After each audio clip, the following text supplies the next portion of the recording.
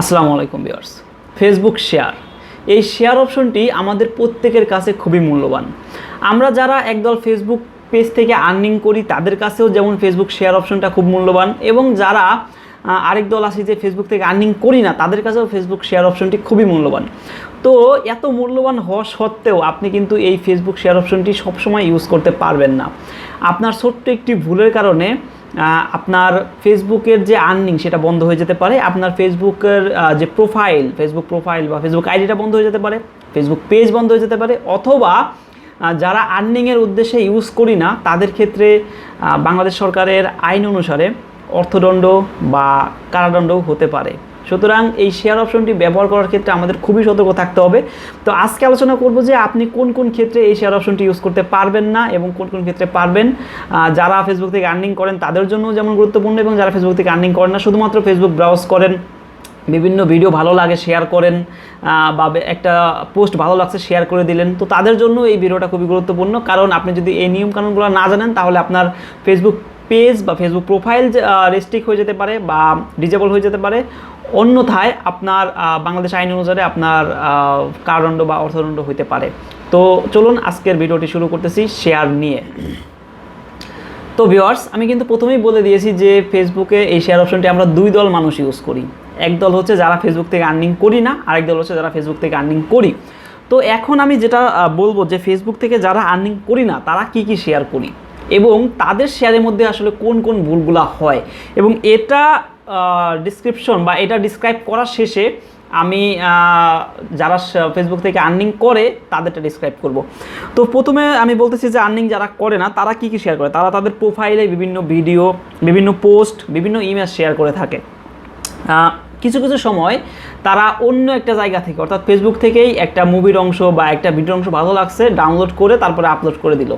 ঠিক আছে, এই দুইটা জিনিস হচ্ছে তারা কমন করে থাকে, যে একটা ভিডিও ভালো লাগতেছে, ব্রাউজ করতেছি, দেখতেছি, ভালো লাগে, তো আমি আমার প্রোফাইলে শেয়ার করে দিলাম। একটা পোস্ট ভালো লাগছে, আমি আমার প্রোফাইলে শেয়ার করে দিলাম। অথবা অন্য একটা জায়গা থেকে ভিডিওটা খুব বেশি ভালো লাগছে, আমার মনে হচ্ছে না আমার প্রোফাইলে আপলোড করে দিই, তো ডাউনলোড করে তারপর প্রোফাইলে আপলোড করে দিই, তারপর এটাকে শেয়ার করে দিলাম। তো এই কাজগুলো যদি করেন তাহলে কিন্তু আপনার প্রোফাইল রেস্ট্রিক্টেড হয়ে যেতে পারে। আপনি আপনার প্রোফাইলে যদি এমন কোনো পোস্ট, এমন কোনো ভিডিও শেয়ার করেন যেটা ফেসবুক কমিউনিটির এগেনস্টে যায়, ফেসবুক কমিউনিটি গাইডলাইন যে রুলস আছে তার এগেনস্টে যায়, তাহলে কিন্তু আপনার যে প্রোফাইল সেটা রেস্ট্রিক্টেড হয়ে যেতে পারে। এবং আপনি যদি অন্যর ভিডিও ডাউনলোড করে আপনি আপনার প্রোফাইলে আপলোড করেন, একটু ভালো করে খেয়াল করবেন যে কোনো পেজে কিন্তু আপলোড করতেছেন না, কোনো গ্রুপে আপলোড করতেছেন না, আপনি আপনার প্রোফাইলেই আপলোড করতেছেন। এটা কিন্তু অহরহ মানুষ করতেছে, হ্যাঁ করতেছে, তাদের সমস্যা হচ্ছে না। আপনি আসলে এটা বললে ভুল হবে, কারণ ম্যাক্সিমাম লোকের আইডিতেই ঢুকলে দেখা যাচ্ছে যে আইডি রেস্ট্রিক্টেড, এরকম একটা লাল ওয়ার্নিং দিয়ে দিয়েছে। তারা আইডি ইউজ করতে পারতেছে কিন্তু রেস্ট্রিক্টেড হয়ে আছে, অর্থাৎ যদি আর দুই একবার এরকম ভুল করে তাহলে আইডিটা ডিজেবল হয়ে যাওয়ার সম্ভাবনা আছে। এই জন্য আমি আপনাদের একদম প্রথমেই বলে দিচ্ছি, সেটা হচ্ছে যে অন্য কোনো জায়গা থেকে ভিডিও ডাউনলোড করে নিয়ে আপনি আপনার প্রোফাইলে শেয়ার করবেন না, অর্থাৎ আপলোড করবেন না, তাহলে কিন্তু সমস্যা হয়ে যাবে। এবং এই যে ভিডিও শেয়ার বা ভিডিও পোস্ট, ইমেজ শেয়ার, এই জিনিসগুলোর ক্ষেত্রেও একটু মাথায় রাখবেন যে ওই ভিডিও, ওই ইমেজ বা ওই পোস্টটা আসলে ফেসবুকের যে রুলস আছে বা ফেসবুক যেভাবে চায় তার এগেনস্টে যায় কিনা, কোনো সেক্সুয়াল কন্টেন্ট কিনা, কোনো সোশ্যাল ভায়োলেট কন্টেন্ট কিনা, অর্থাৎ যে ভিডিওটা সামাজিকভাবে মানুষকে ক্ষতি করে বা যে পোস্টটা সামাজিকভাবে মানুষের উপর একটা প্রভাব ফেলতে পারে। তো এই ধরনের জিনিসগুলো কিন্তু আপনাকে মাথায় রেখেই একটা পোস্ট বা একটা ইমেজ, একটা ভিডিও আপনাকে শেয়ার করতে হবে। আচ্ছা, এরপরে আসি যে ডিএসএ, এটার মিনিং হচ্ছে ডিজিটাল সিকিউরিটি অ্যাক্ট। অর্থাৎ আমরা যারা ফেসবুক থেকে আর্নিংয়ের উদ্দেশ্যে ভিডিও শেয়ার করি না, কোনো পোস্ট শেয়ার করি না, তাদের প্লাস যারা ফেসবুক থেকে আর্নিংয়ের উদ্দেশ্যে ভিডিও শেয়ার করি, পোস্ট শেয়ার করি, তাদেরও এই ডিজিটাল সিকিউরিটি অ্যাক্ট সম্পর্কে জানা উচিত বলে আমি মনে করি। এই ডিজিটাল সিকিউরিটি অ্যাক্ট আমি নিজে আসলে পড়েছি এবং আমি দেখেছি যে এই আইনটা আসলে কত কড়া। এখানে দেখুন, আমি অল্প কিছু জাস্ট ডিসক্রাইব করব, আপনারা চাইলে এটা পড়ে নিতে পারেন, এটা আপনি গুগলে সার্চ দিলেই পেয়ে যাবেন। তো এখানে দেখুন, ডিজিটাল সিকিউরিটি অ্যাক্ট মানে কি, আপনি ফেসবুকে এমন কোনো পোস্ট শেয়ার করতে পারবেন না, এমন কোনো পোস্ট দিতে পারবেন না, এমন কোনো ভিডিও শেয়ার করতে পারবেন না, এমন কোনো ইমেজ শেয়ার করতে পারবেন না যেটা অন্যের মানহানি হয়, অর্থাৎ যেটাতে অন্য একজনের সম্মানহানি হচ্ছে, অন্য একজনের সম্মানে আঘাত করতেছে। সো আপনি একটা পোস্ট শেয়ার করলেন, সাপোজ আমার মনে হলো যে এই পোস্টটা আপনি আমাকে উদ্দেশ্য করে করছেন এবং আপনি আমার সম্মানহানি করতেছেন, তো আমি আপনার এগেনস্টে কিন্তু মামলা করতে পারবো ওই পোস্ট দেখিয়ে।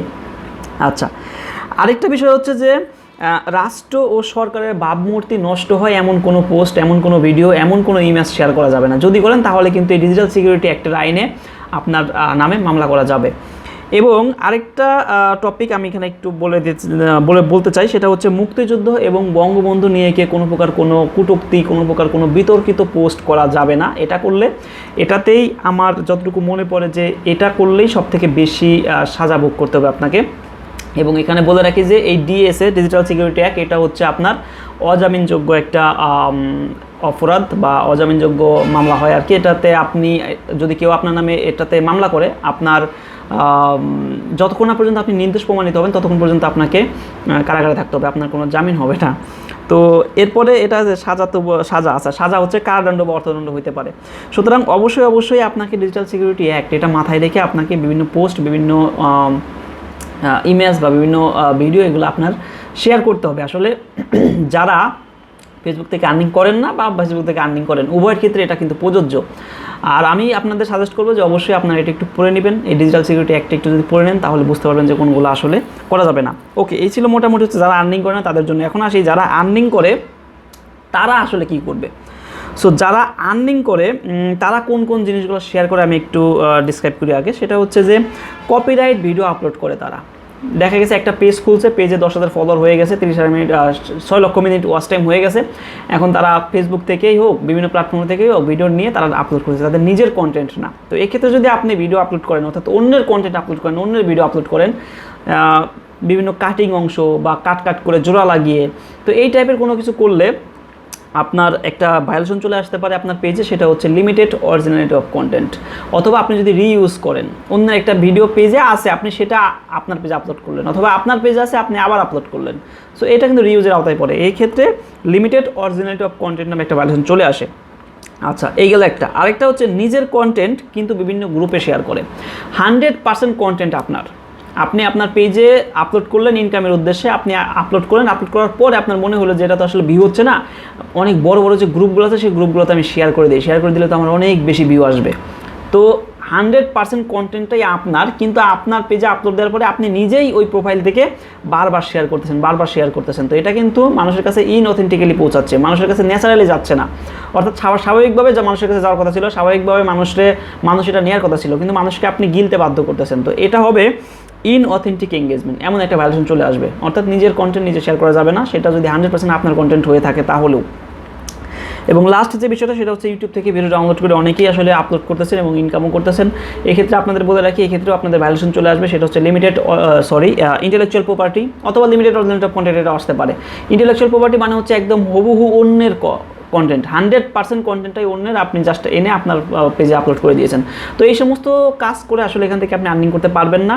সো এই সমস্ত কাজের পেছনে দৌড়ায় লাভ নাই, এগুলা থেকে অবশ্যই আপনাকে বেঁচে থাকতে হবে। এবং এই শেয়ার করার ক্ষেত্রে আজকে যে কথাগুলো বললাম, এই কথাগুলো অবশ্যই আপনাকে মাথায় রেখেই কাজ করতে হবে। যারা ফেসবুকে আর্নিং করেন অথবা যারা আসলে এক প্রকার, আমি বলবো যে ফেসবুক থেকে আর্নিং করেন না, আমরা জাস্ট সোশ্যাল মিডিয়াটা ইউজ করি আমাদের বিনোদনের জন্য, তো বিনোদন হিসাবেই নেবেন। এখানে এমন কোনো বিতর্কিত কোনো কর্মকাণ্ড করবেন না যেন আপনার ক্ষতি হয় বা আপনার ফ্যামিলির ক্ষতি হোক, তো এরকম কোনো কিছু আমি চাই না। সো আপনারা অবশ্যই এই জিনিসগুলো একটু মাথায় রেখে, প্রথমত ফেসবুক কমিউনিটি গাইডলাইন রুলস, ফেসবুকের যে রুলসগুলো আছে সেটা মাথায় রাখতে হবে। পাশাপাশি আমাদের দেশের সরকারের কথা চিন্তা করে, আমাদের দেশের গভর্নমেন্টের কথা চিন্তা করে আপনার যে ডিএসএ আইন অর্থাৎ ডিজিটাল সিকিউরিটি অ্যাক্ট, এটার কথা মাথায় রেখেও আপনাকে ফেসবুকটা ব্রাউজ করতে হবে, বা এখানে আপনার যে পোস্ট শেয়ার বলেন, ভিডিও শেয়ার বলেন বা ইমেজ শেয়ার বলেন, এগুলো করতে হবে। সো এগুলো মাথায় রেখে আপনারা কাজ করবেন বা আপনারা সোশ্যাল মিডিয়া বা ফেসবুকটা ইউজ করবেন, তাহলে আশা করি আর কোনো প্রকার কোনো সমস্যা হবে না। এবং শেয়ার অপশনটা আপনারা এইভাবেই ইউজ করতে পারবেন। আমি যে কথাগুলো বললাম এই লিমিটেশনের ভিতরে থেকে আপনি শেয়ার অপশনটা ইউজ করবেন। আদারওয়াইজ যদি শেয়ার অপশন ইউজ করেন তাহলে কিন্তু এই শেয়ার অপশনটা আপনার জন্য কাল হয়ে যাবে। আপনার ফেসবুক আইডি থাকবে না, আপনার ফেসবুক পেজ থাকবে না, আপনাকে কারাগারেও যাওয়া লাগতে পারে। তো আজকের মতো এই পর্যন্ত। যদি ভিডিও থেকে সামান্যতম কিছু শিখতে পারেন অবশ্যই চ্যানেলটা সাবস্ক্রাইব করবেন, ভিডিওতে একটা লাইক দিবেন। আল্লাহ হাফেজ।